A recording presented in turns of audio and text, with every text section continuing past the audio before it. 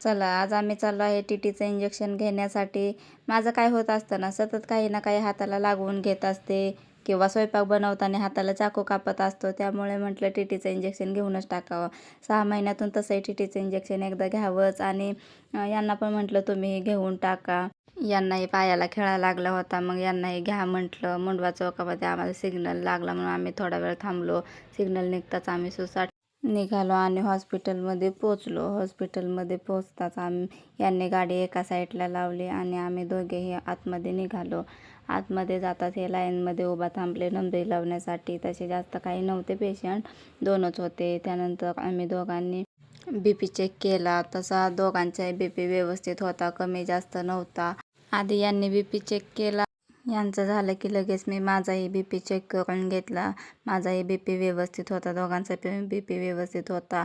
तसेच वजनही केले. माझे वजन तसे आधी 40 किलो होते, पण आता 48 किलो झाले, खूप वाढले. मग इंजेक्शन घेण्यासाठी गेलो.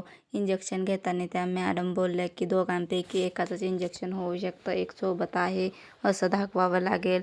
मग हे बोलले, तू तुझं इंजेक्शन घे आज, आपण माझं उद्या घेण्यासाठी येऊया. मग यांच्यासाठी उद्या जायचं आहे. मग माझं इंजेक्शन घेतलं मी.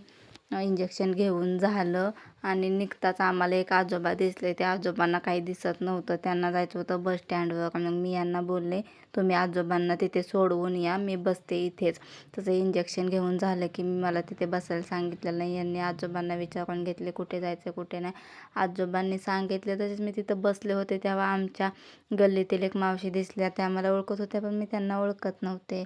मी तिथे बसले तेवढ्या वेळात ह्या आजोबांना सोडवून येण्यासाठी गेले. त्या मावशी थोड्या वेळात निघून गेल्या. मग मी एकटीच बसले. मग मी एकटी बसताना खूप मज्जा मस्ती केली. हॉस्पिटलच्या आजूबाजूचा व्ह्यू तसा छान आहे. हॉस्पिटलमध्ये सुखसोयी पण व्यवस्थित आहेत. तिथे खूप शांतता पण होते. तेवढ्यात हे आले की मी पण लगेच बसले गाडीवर आणि आम्ही दोघेजण लगेच निघालो वापस. आणि मला वाटतं तुम्ही 6 महिन्यातून इंजेक्शन घ्यायला हवं.